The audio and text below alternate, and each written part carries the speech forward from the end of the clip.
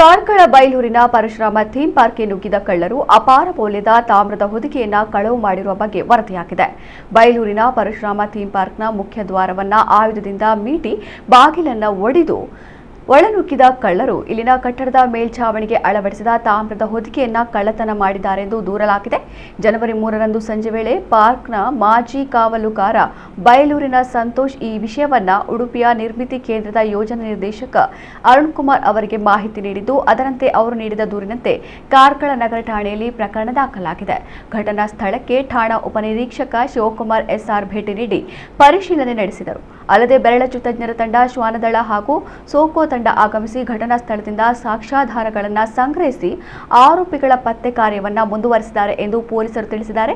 ಇನ್ನು ಈ ಬಗ್ಗೆ ಪ್ರತಿಕ್ರಿಯೆ ನೀಡಿರುವ ಕಾಂಗ್ರೆಸ್ ನಾಯಕ ಉದಯ್ ಕುಮಾರ್ ಶೆಟ್ಟಿ ಮುನ್ಯಾಲು, ಇಲ್ಲಿನ ಉಳಿದ ಬಿಡಿಭಾಗಗಳ ಕಳ್ಳತನಕ್ಕೆ ಪ್ರೇರಣೆ, ದುಸ್ಥಿತಿಗೆ ಶಾಸಕ ಸುನಿಲ್ ಕುಮಾರ್ ನೇರ ಹೊಣೆ ಎಂದಿದ್ದಾರೆ. ಕಾರ್ಕಳದ ಪರಶುರಾಮ ಥೀಮ್ ಪಾರ್ಕ್ನಲ್ಲಿ 2ನೇ ಬಾರಿ ಕಳ್ಳತನ ನಡೆದಿದೆ. ಈ ಹಿಂದೆ ಕಂಚಿನ ಬದಲು ಪರಶುರಾಮನ ಫೈಬರ್ ಮಿಶ್ರಿತ ನಕಲಿ ಪ್ರತಿಮೆ ನಿರ್ಮಿಸಿ ಅದರಲ್ಲಿಯೂ ಪ್ರತಿಮೆಯ ಸೊಂಟದ ಮೇಲಿನ ಭಾಗವನ್ನ ಸುನಿಲ್ ಕುಮಾರ್ ನಿರ್ದೇಶನದಂತೆ ಕಳ್ಳತನ ನಡೆಸಲಾಗಿತ್ತು. ಈಗ ತಾಮ್ರದ ಹೊದಿಕೆ ಕಳವು ಮಾಡಲಾಗಿದೆ ಎಂದು ಆರೋಪಿಸಿದ್ದಾರೆ.